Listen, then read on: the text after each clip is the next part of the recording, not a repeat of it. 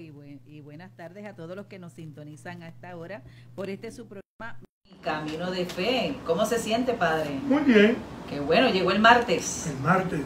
Vamos avanzando y seguimos profundizando y el Señor nos sigue acompañando para que nosotros acompañemos a otros y poder llevar a Dios a tantos hombres y mujeres en ese arte del acompañamiento, un acompañamiento personal de los procesos de crecimiento. Vamos a orar una vez más al Señor pidiendo su ayuda, su asistencia, su auxilio.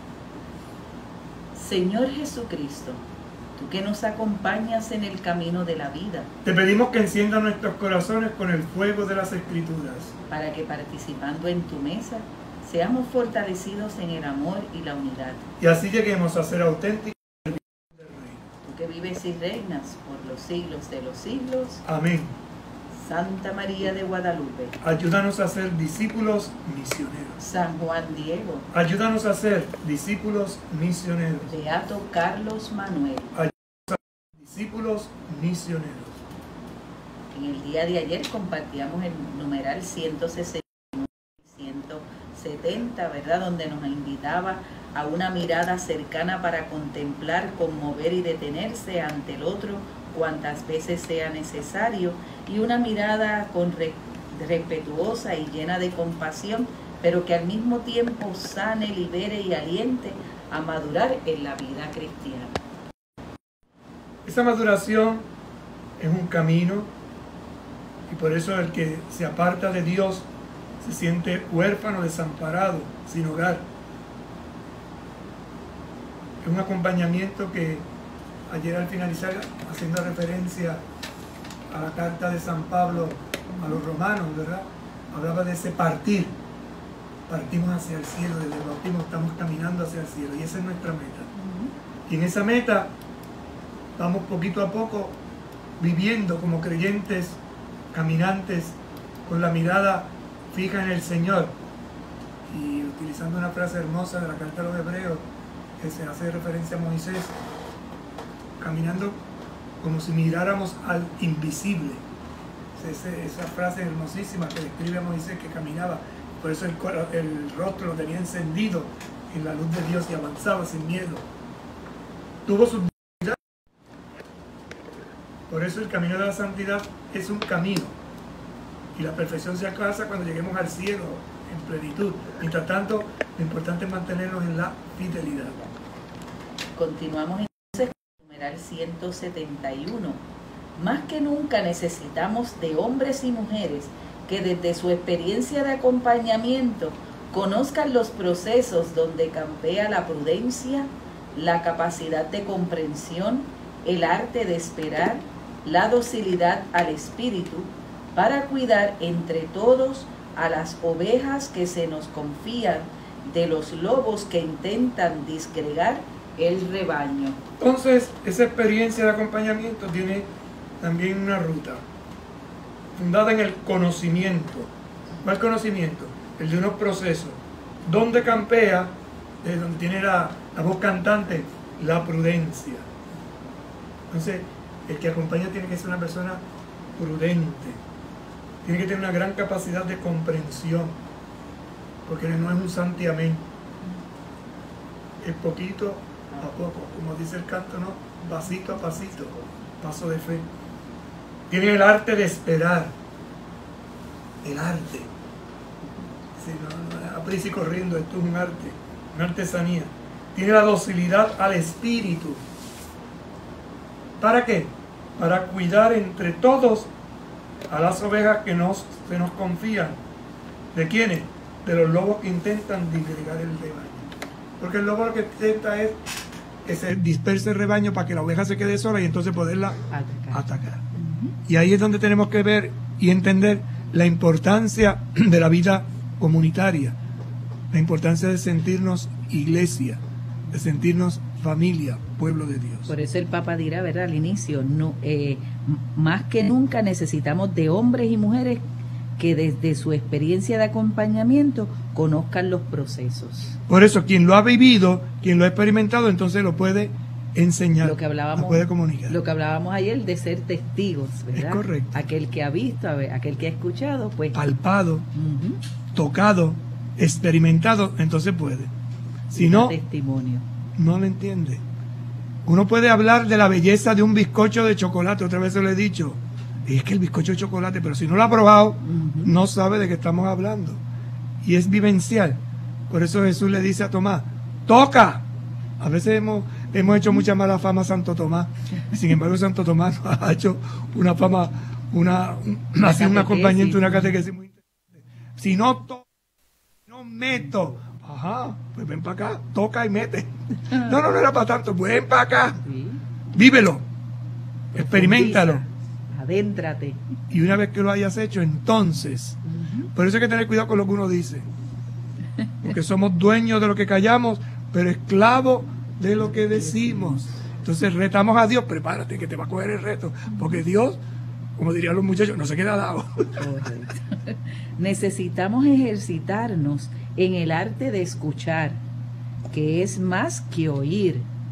Necesitamos ejercitarnos en el arte de escuchar, que es más que oír.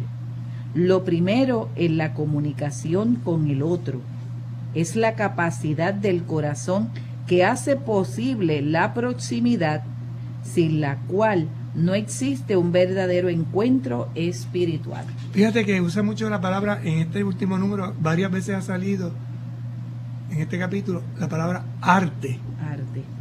Y es que el arte es una forma específica, tiene sus reglas.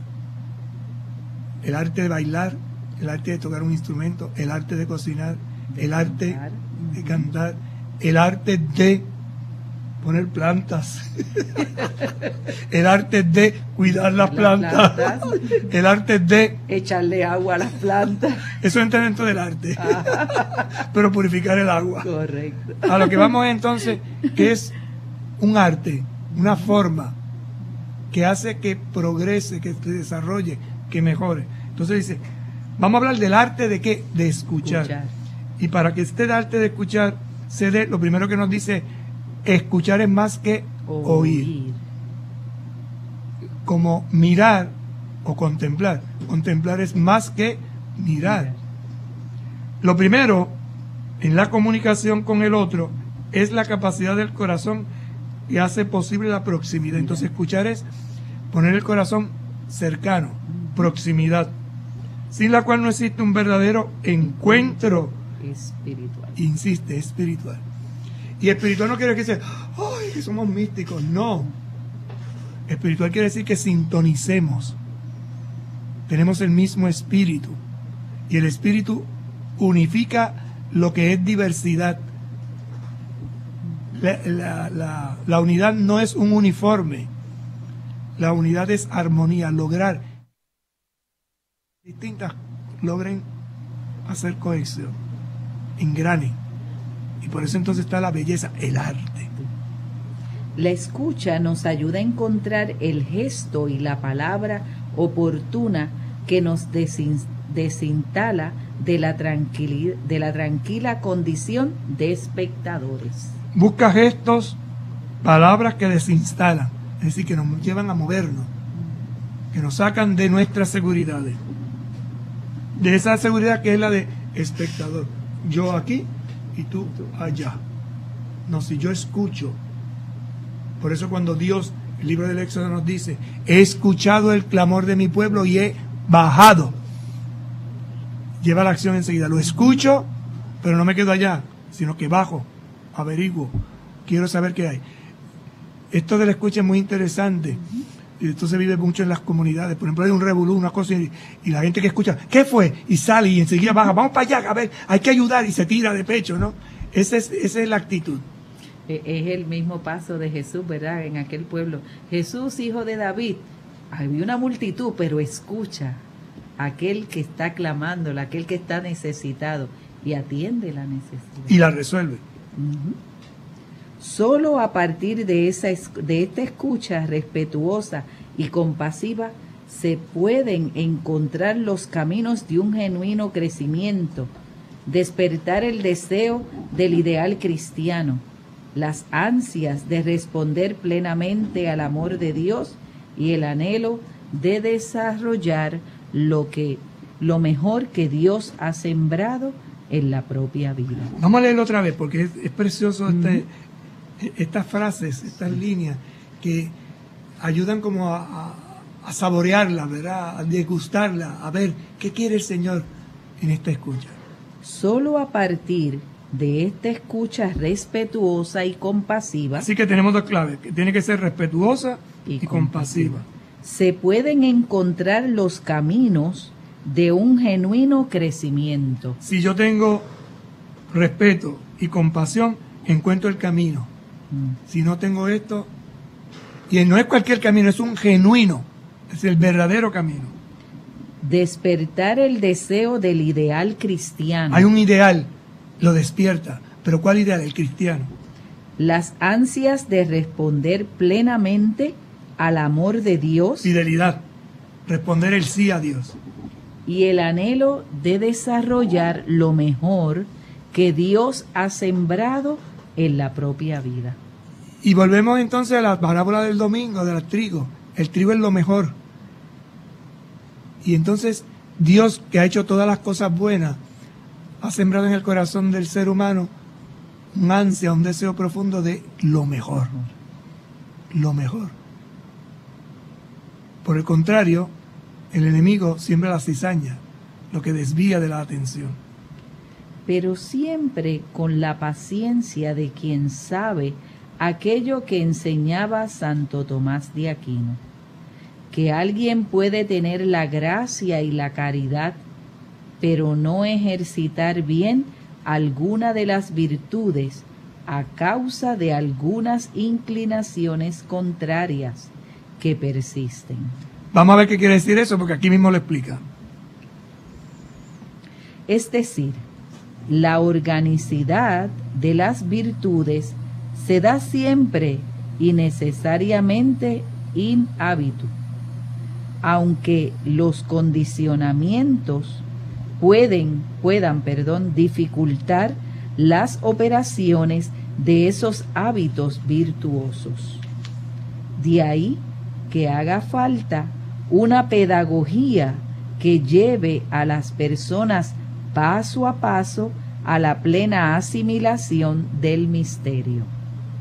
Para llegar a un punto de madurez, es decir, para que las personas sean capaces de decisiones verdaderamente libres y responsables, es preciso dar tiempo, con una inmensa paciencia, como decía el beato Pedro Fabro. El tiempo es el mensajero de Dios. Vamos otra vez, porque este es un párrafo bien profundo, es teológico. Y esta cosa de Santo Tomás de Aquino, dominico, profesor de la teología escolástica, no se entienden rápidamente. De primera instancia. No, hay que leerlo y releerlo y volverlo a leer. Por eso dice: pero siempre con la paciencia de quien sabe aquello que enseñaba Santo Tomás de Aquino. Ahí ya te da la clave, paciencia. Y el texto terminó hablando de paciencia. Entonces Santo Tomás va ahora a tratar de ayudarnos a entender la paciencia, pero hay que tener paciencia para leer esto. Que alguien puede tener la gracia y la caridad. La puedes tener, la gracia y la caridad. Gracia es don, caridad es fuego. Pero miren lo que pasa. Pero no ejercitar bien alguna de las virtudes. Entonces, tienes la gracia. Tienes la caridad. Tienes la caridad, pero no lo ejercitas bien. Alguna de las virtudes. ¿Y por qué? A causa de algunas inclinaciones contrarias que persisten. ¿Cuáles son esas inclinaciones contrarias? Lo que se opone. A la virtud de dar, a la virtud de pedir, dice un refrán por ahí. ¿Cómo es? Ay, como me trabé ahora. Al vicio de pedir, la virtud de no dar. Debes de dar, pero como esa virtud no está todavía madurada en proximidad, pues no le das. Yo estoy consciente de que tengo que dar, pero ¿por qué le tengo que dar a ese señor que me pide todos los domingos? Y juzgamos. ¿Ves? O la paciencia, las virtudes, ¿verdad? Es decir, estoy claro de que es una gracia, pero si no tengo la caridad, no funciona. Es decir, la organicidad de las virtudes se da siempre y necesariamente in habitu. ¿Qué quiere decir esto? Prácticamente que el vaso se llena con agua o con jugo. Ese es el hábito. Es decir, en el lugar donde tú estás es que tienes que ejercitar. ¿Qué tienes que ejercitar? La gracia y la caridad. No soñar fuera de mi realidad. Por eso, cuando hemos comentado la carta de El Santo de las Puertas del Lado, el camino de la santidad, ¿se acuerdan? El Papa hablaba de eso, de esa constelación de estrellas, que son las personas, aplicándolo, en que unos a otros nos vamos ayudando. Por eso el bien se multiplica en la medida en que nosotros creamos un ambiente sano y saludable. Es algo como el COVID y la pandemia y la mascarilla. Sin la mascarilla hay COVID para ti y hay COVID para mí, como dice un canto por ahí. Esto es curioso. Nosotros ahora no usamos la mascarilla porque tenemos esta gran máscara aquí, esta ventana. Pero lo que quiero decir es que vamos creando un ambiente y nos cuidamos y nos ayudamos. En las virtudes pasa exactamente lo mismo. ¿Cómo ayudarnos a crecer en la caridad? ¿Cómo ayudarnos a crecer en la virtud? Pacientemente, sabiendo esperar el momento oportuno. Aunque los condicionamientos puedan dificultar las operaciones de esos hábitos virtuosos. Fíjate, los condicionamientos. ¿Por qué decir los condicionamientos? Que en la noche no dormí bien. El no dormir es un condicionamiento, me darte de mal humor y eso me crea una cadena de desquite y cualquier cosa me molesta hasta que digo, espérate. Y otro me hace caer en cuenta y me dice, hey, la gracia de levantarme, pero no tengo la caridad de ser molesta, de no poder dormir, un servicio. De ahí que haga falta una pedagogía que lleve a las personas paso a paso a la plena asimilación del misterio. El misterio se asimila progresivamente, por eso el amor se aprende progresivamente, la fe se madura progresivamente, la esperanza se desarrolla progresivamente, no es a prisa y corriendo, es un proceso. Es un proceso de evangelización, es un proceso en la fe, es un caminar pasito a pasito, ¿verdad? En este camino de fe vamos pasito a pasito para llegar a un punto de madurez. Fíjate, queremos llegar al punto de madurez. La madurez es la perfección. Es necesario. Es decir, para que las personas sean capaces de decisiones verdaderamente libres y responsables. Ese es el punto de la madurez. Una persona es madura cuando es capaz de tomar decisiones verdaderamente libres y responsables. Libres y responsables. No fumo marihuana en libertad. ¿Por qué? Porque soy responsable y sé que esto me hace daño a mí y a los que me rodean, por las consecuencias que puede tener. Pongo la marihuana porque hay un modo ahora de estar diciendo eso no hace nada, eso no. ¿Cómo que no hace nada? Tiene sus efectos. Tiene sus efectos. Y me voy a la marihuana como excedente. Pero volvemos a la mascarilla que decíamos ahorita. El no ponerme las mascarillas tiene sus consecuencias para mí y para los que me rodean. Es preciso dar tiempo con una inmensa paciencia. Inmensa, no simplemente paciencia, inmensa paciencia. Como decía el beato Pedro Fabro, el tiempo es el mensajero de Dios. Tiene un problema que es demasiado joven. Eso no te preocupes, que eso lo cura el tiempo. Ay, fulanito podía hacer este trabajo. Lo único que tiene un pequeño problema, que es muy joven. Ay, no te preocupes. No te preocupes, que eso lo va a curar el tiempo. Porque el tiempo lo hará hacer madurar a base de las experiencias que va viviendo. Entonces, si no le damos la oportunidad al niño de ser adolescente, al adolescente de ser joven, al joven de ser adulto, al adulto de ser anciano, y al anciano de ser viejo, nunca va a aprender. Entonces, todo tiene su momento. Y la misma palabra lo dice, adolescente, adolece. Le falta algo.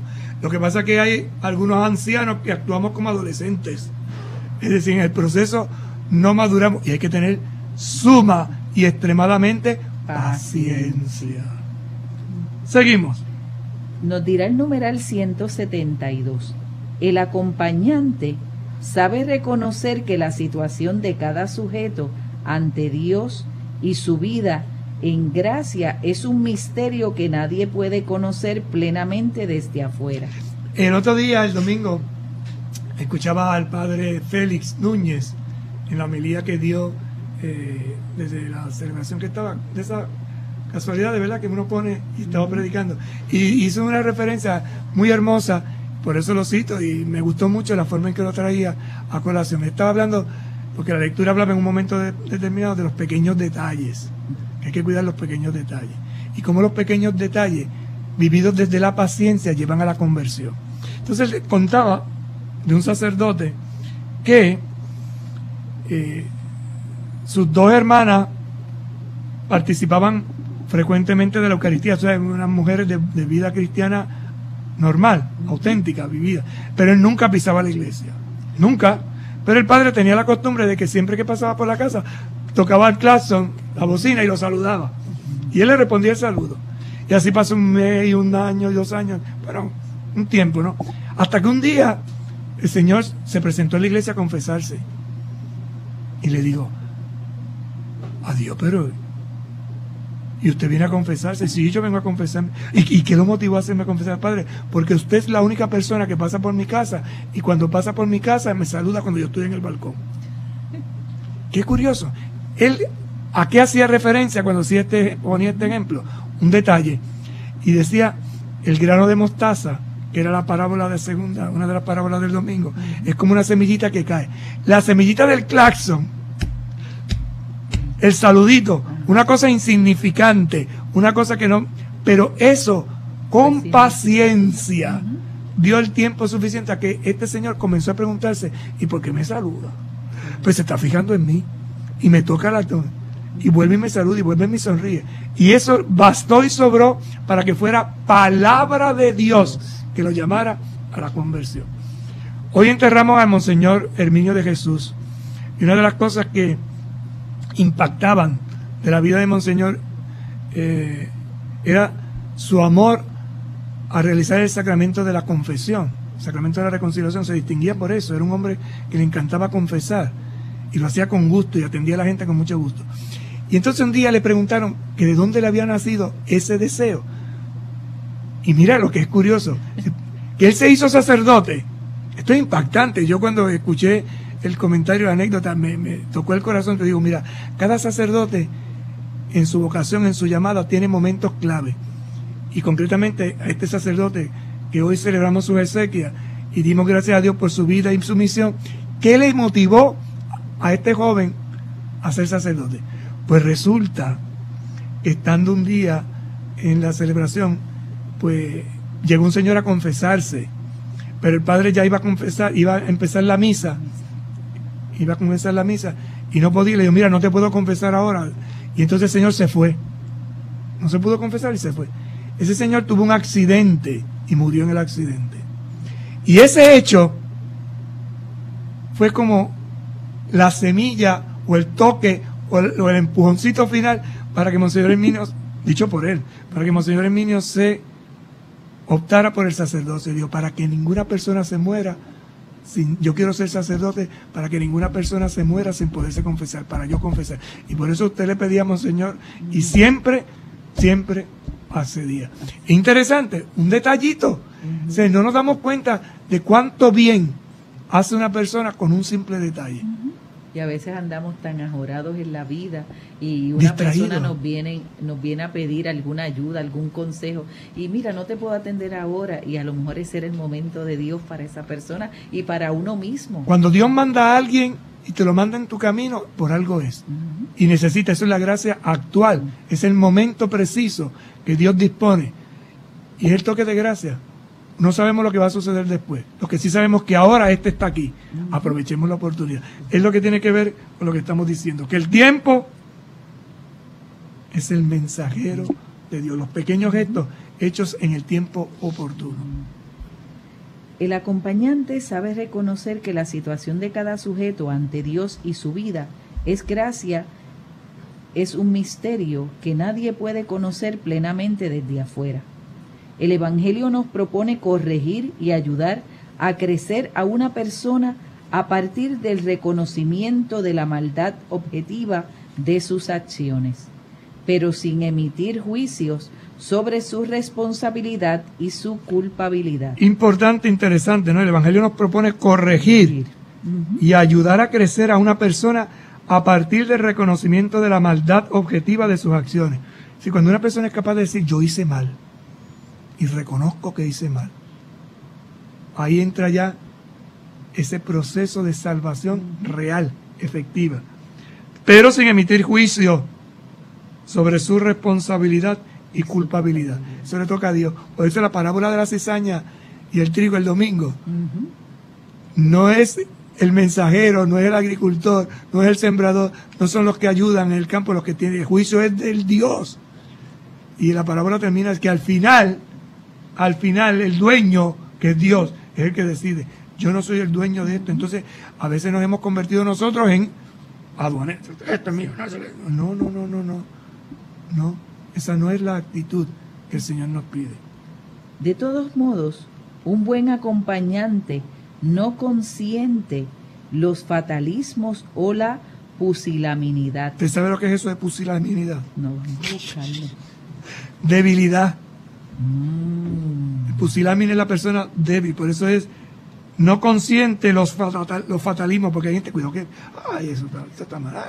O la pusilanimidad. Esa debilidad congénita, ¿no? Esa debilidad que, ay, no puedo, ay, ¿cómo que no puede? Eche para adelante. Entonces, ese desánimo existencial que tienen algunas personas, motivado por experiencias que han tenido, y que nosotros tenemos que tratar de luchar por ayudar a que la superen. Gracias. Siempre invita a querer curarse, a cargar la camilla, a abrazar la cruz, a dejarlo todo, a salir siempre de nuevo a anunciar el Evangelio. Es la llamada, es el reto, es la aventura. La propia experiencia de dejarnos acompañar y curar, capaces de expresar con total sinceridad nuestra vida ante quien nos acompaña, nos enseña a ser pacientes y compasivos con los demás y nos capacita para encontrar las maneras de despertar su confianza, su apertura y su disposición para crecer. Un acompañante espiritual, entonces, es aquella persona a quien Dios le da ese carisma, ese don. ¿Para qué? Para acompañar a una persona en su propia experiencia y así poderlo curar. Es decir, tiene que crear un ambiente de que la persona se sienta libre de hablar contigo. O sea, yo quiero que usted, yo voy a ser tu acompañante y te voy a obligar. Eso no es así. Por eso hay una gran diferencia cuando decimos es mi director espiritual o mi acompañante espiritual. Hoy utilizamos más la palabra acompañante espiritual. El director espiritual a veces utilizamos una persona, padre, dígame qué es lo que tengo que hacer. Padre no le tiene que decir a usted lo que tiene que hacer. O hermana, dígame qué es lo que voy a hacer. O si es un laico, dígame lo que tiene que hacer. Eso no es la función del acompañante. La función del acompañante no es decirme lo que yo tengo que hacer. Es de acompañarme. ¿Qué quiere decir? Que ante esa persona yo pueda ser capaz de expresar con total sinceridad mi vida, para que me enseñe a través de la experiencia que él ha vivido a ser paciente y compasivo, a encontrar maneras de despertar confianza, apertura y disposición para crecer. Es decir, el acompañante no me resuelve, me acoge, me da pistas. Porque lo que tú tienes que hacer es tal cosa. No. Eso es lo que la gente muchas veces quiere escuchar. Porque me que quita, tú le resuelvas. Me quita la libertad, me quita mi propia decisión. Entonces cuando llega, pero usted me dijo a mí. Correcto. Miren lo que pasa con los niños. Con los niños a veces, si nosotros no los enseñamos a ser libres, es que tú me dijiste, mami, tú me dijiste que yo hiciera. Dice Gabriel, es que la culpa es tuya porque tú me dijiste. Espera. Yo te doy pistas. Pero la decisión de una persona adulta en la fe, madura en la fe, es que yo decido. Yo te pongo las alternativas. Mira, ante esto que tú me cuentas, ante esta situación que tú estás viviendo, hay estas alternativas. Y esas alternativas pueden ser positivas por esto, negativas por esto. A mí me parece que estas son las alternativas, pero tú eres la que tienes que escoger la que te toca. Es como cuando un niño tú lo acostumbras de pequeñito a elegir la ropa. Entonces las mamás a veces, ¿verdad? Cuando los niños son pequeñitos, pues le ponen la ropa al que le gusta a la mamá. Y lo tienen así. Pero después de cierta edad el niño empieza como la rebelión. No, yo no me quiero poner eso. Y la mamá se empeña y le mata eso. Y entonces lo viste la madre. Nunca vas a saber escoger. Correcto. O esposas que le gusta vestir al marido y combinarlo. Y nunca lo dejan ser libre. Pues ¿qué va a pasar? Que nunca vas a saber escoger. ¿Cuál me pongo? Ay, a mí me gusta. Dependencia. Terrible, terrible. Entonces tenemos adultos que no toman decisiones. Dígame qué es lo que tengo que hacer. Una cosa es, ilumíneme mi situación. Y el acompañante está para iluminar. ¿Qué es lo que hace Jesús en Emaús? Le ilumina. Cuéntenme qué es lo que está pasando. Narren, díganme. Él lo ilumina desde la palabra. Pero al final quienes decidieron volver para atrás fueron los discípulos. Él no dijo, vuelvan para atrás, en ningún momento. Entonces esto es muy claro y muy importante que lo tengamos presente. Que la dirección espiritual no es decida usted por mí. Porque Dios me ha dado la capacidad de tomar mis propias decisiones. Y esa capacidad de tomar mis propias decisiones están basadas en la sinceridad que yo tengo cuando hablo contigo. Por eso, quien nos acompaña nos enseña a ser paciente, compasivo con los demás. Nos capacita para encontrar las maneras, ¿ves? Para encontrar las maneras de despertar, ¿qué? Confianza, apertura y disposición para crecer. Si no, no crece. Si no, no crece. Se estanca. Entonces, por eso a veces los papás a veces imponen a los hijos ciertas carreras. Tienes que estudiar tal cosa. Cuando no tiene habilidad para eso. Y lo hacen. Pero son unos infelices. Después, en cuanto pueden zapatearse, entonces te estudian la carrera y te pueden decir, ahí tienes el diploma, el diploma es tuyo. El diploma que tú querías, ahí lo tienes. Ahora yo voy a hacer lo que yo quiero hacer. Es terrible. Y se puede pasar una vida así, entera. Y lo mismo pasa en la vida matrimonial. O sea, se acompañan mutuamente en el camino al cielo. Es el parto. ¿Hacia dónde parto? En comunidad. No, y eso a veces, padre, puede confundir roles también, porque a veces el esposo puede ver a la esposa como su mamá, o viceversa. La esposa ver a su esposo como su papá, si faltó alguna figura, los hijos, así sucesivamente. Y esto puede traernos conflictos a la larga. No toma decisiones, no eres libre, eres un esclavo, eres un dependiente. El Señor, el gran don que nos ha dado es el don de la libertad, el cual no podemos claudicar. Pausamos y en breve regresamos.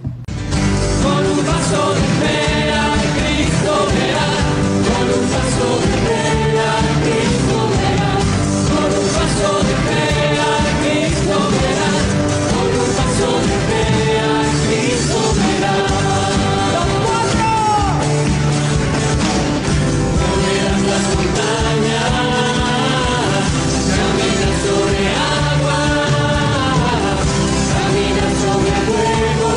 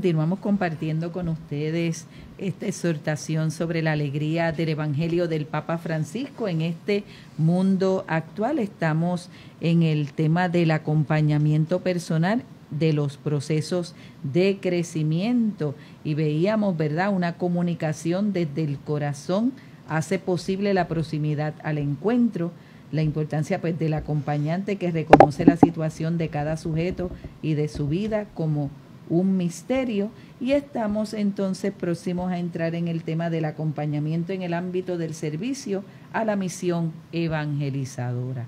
Y veíamos cómo ese acompañante, ¿verdad?, desde la propia experiencia, dejarnos acompañar y curar, capaces de expresar con total sinceridad nuestra vida ante quien nos acompaña, nos enseña a ser pacientes y compasivos con los demás y nos capacita para encontrar las maneras de despertar su confianza, su apertura y su disposición para crecer. Y avanzamos, nos vamos ahora al número 173. El auténtico acompañamiento espiritual siempre se inicia y se lleva adelante en el ámbito del servicio a la misión evangelizadora. Entonces este acompañamiento tiene como base y fundamento la misión, esa misión que es evangelizadora, el anuncio de Jesucristo. Misión, mi persona, sí, disposición, Sion para ir al cielo, para ser fiel en el camino, en el proyecto de Dios. La relación de Pablo con Timoteo y Tito es ejemplo de este acompañamiento y formación en medio de la acción apostólica. Pone entonces una experiencia concreta desde la Escritura, cómo Pablo acompaña a Timoteo y Tito, y lo hace desde la formación para la acción misionera. Entonces, distintos acompañamientos. Nosotros, por ejemplo, en el proceso de acompañamiento de una pareja que se va a casar, se le prepara para entender las claves espirituales que le ha de llevar su vida común como esposo. Pero eso es ellos los que lo tienen que desarrollar después. Uno da pistas, pero ellos son los que lo viven. Lo mismo sucede en la vida religiosa, lo mismo sucede en la vida ministerial, en el catequista, después personalmente en la vida espiritual de cada uno de nosotros. Todos necesitamos un acompañamiento. Y según las etapas de la vida, a veces se necesita más y a veces se necesita menos. Hay épocas en que uno necesita ir con más frecuencia a dialogar con su acompañante espiritual. A veces, sobre todo en la época de la juventud, de la adolescencia. Ya después de adulto se distancia. Se recupera un poco más adelante cuando vienen los problemas de la vida. Después, cuando uno quiere llevar una vida espiritual seria, de profundización, retoma. Y la última etapa, en la ancianidad, ya disponiéndose para la eternidad.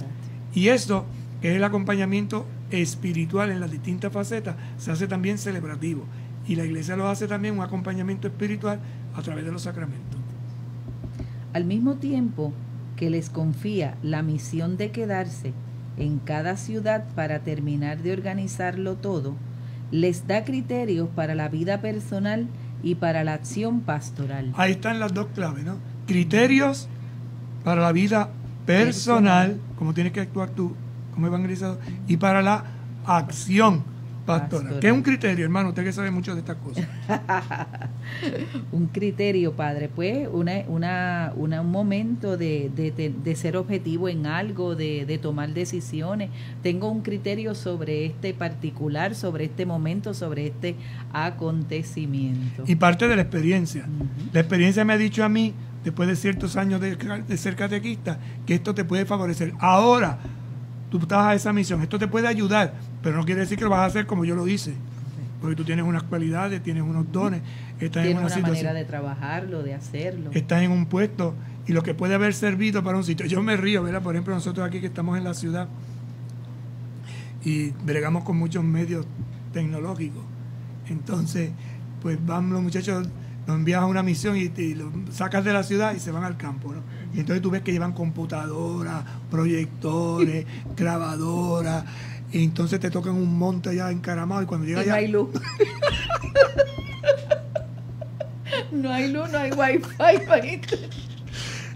Todo lo que tenías lo tenías porque lo ibas a bajar de internet y ya lo tenías todo el programa y cuando llega allí no hay luz. ¿Y ahora? ¿Quién podrá defenderlo? Y entonces no lleve ni una hojita. No llevé el plan B. O uno va ilusionado que va a hacer una misión y se va a encontrar con un montón de gente ávida y deseosa de conocer, y la gente empieza a hablar y tú dices, me estarán entendiendo, y te miran todos como los pescados del freezer, con los ojos bien abiertos, no pestañean, pero no saben nada, y uno frustrado. O te llegaron los viejitos nada más del pueblo porque son los que se interesaron por la experiencia y ellos fueron los que llegaron. ¿Y qué hago entonces? Evangelizar, anunciarle a Jesucristo. Por eso es que el Señor nos va poquito a poco podando, y es lo que el Señor le decía a Pablo, gran experimentado, ¿no?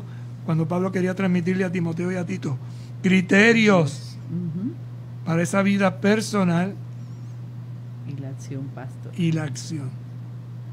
Y son hermosos porque eso está en la carta de Timoteo y Tito, ¿no? Donde es bien práctico. Cuida a los jóvenes, atiende a los ancianos, ten cuidado con esto. A uno le dice, echa un poco de agua en el vino, que no te lo tomes muy puro, que te va a hacer daño. Pues es el cariño a la persona para que pueda realizar su misión bien. Yo recuerdo en uno va de misiones, sobre todo en países que son distintos a uno. Me tocó ir a Ecuador y me tocó ir a Ecuador, pero a la parte del Ecuador, y el Ecuador es la mitad. Y entonces nos dijeron los misioneros, los que nos recibieron, la misión hay que hacerla o bien tempranito, en la mañana, o bien en la tarde. Durante el día, de 9 de la mañana a 4 de la tarde, ni se le ocurra salir. Pero nosotros veníamos de fuera. Pero uno así, tú sabes. Bien misionero. No, me voy a llevar el mundo. Pues claro, ¿qué pasó? Con algunos de los hermanos que fueron, pues cogieron una insolación terrible. Porque es cuando el sol está más caliente. Entonces, no había manera. Había que seguir el ritmo de la gente.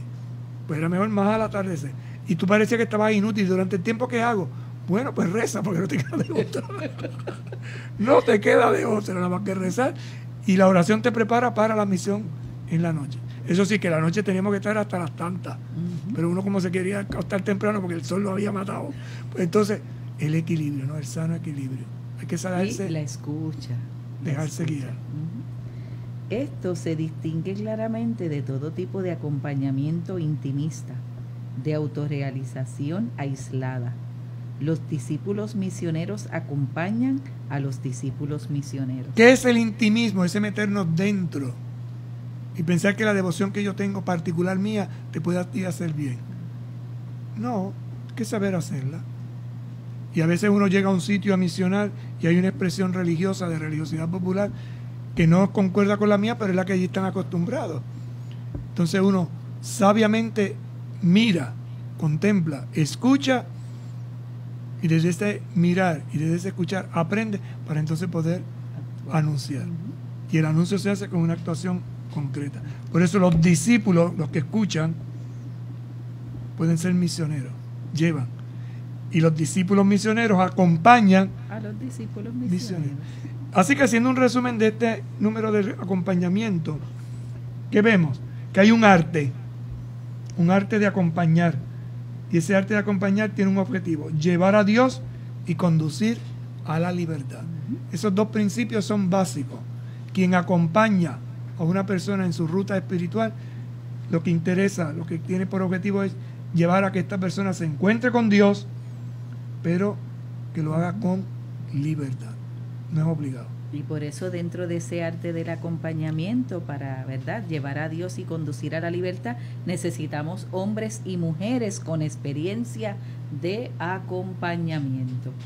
Fíjate que esto de conducir a la libertad, llevarlos a Dios, desde unos hombres y unas mujeres que han experimentado el acompañamiento personal, tiene que ver con lo que en el proceso de renovación catequética de la diócesis estamos realizando.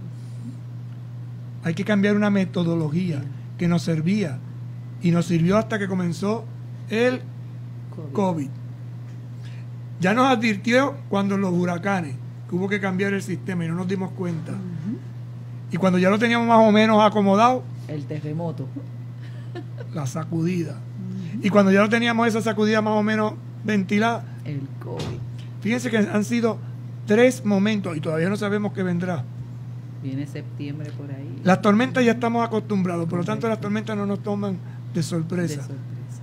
Pero eso sí, lo que vivimos como huracán, Ujú. sí nos sacudió. Lo que vivimos como terremoto, sí nos sacudió. Y lo que estamos viviendo como el COVID. Entonces, tenemos que sentarnos a pensar qué he aprendido de todo esto. Ujú. ¿Qué he aprendido en la metodología del acompañamiento? ¿Qué he aprendido? Y hemos aprendido que hay que aprender. Que hay que aprender, ¿verdad? Y es importante lo que usted decía, desde los terremotos, desde la pandemia, ¿verdad? Desde ese movimiento que nos ha estado, que nos enseña este caminar desde ese acompañamiento. Porque las tormentas ya estamos acostumbrados. Ujú. Es verdad que nos pone un poco nerviosos, pero ya eso lo sabemos. Ahora, con la nueva realidad, ¿cómo vamos a responder? Vamos a pedirle a la Virgen que nos ayude porque el tiempo se nos acabó Sí, y mañana continuamos. Santa María de Guadalupe, en un mundo en el que a veces desoímos la voz de Dios y cerramos nuestro corazón a los gritos y necesidades de las personas, Nosotros queremos ser contigo y como tú, misioneros que hacen suya la revolución de la ternura. para que la Iglesia llegue a ser casa para muchos, madre para todos los pueblos y signo creíble de un mundo nuevo. En estos tiempos de pandemia, ayúdanos a poner el corazón donde la enfermedad ha provocado muerte, soledad, pobreza y desesperanza. Madre de Dios y Madre de la Iglesia, queremos guardar como tú la palabra de Dios y hacer la vida con generosidad y alegría. Acompáñanos en nuestro camino para que no busquemos otra cosa que seguir a Jesucristo y buscar en todo la gloria de Dios. Amén. Que el Señor esté con ustedes. Y con tu espíritu. Que les bendiga y les acompañe el buen Dios Todopoderoso, Padre, Hijo y Espíritu Santo. Amén. Nos vemos mañana si Dios quiere. Buenas tardes. Con un paso de fe a Cristo verás, con un paso de fe.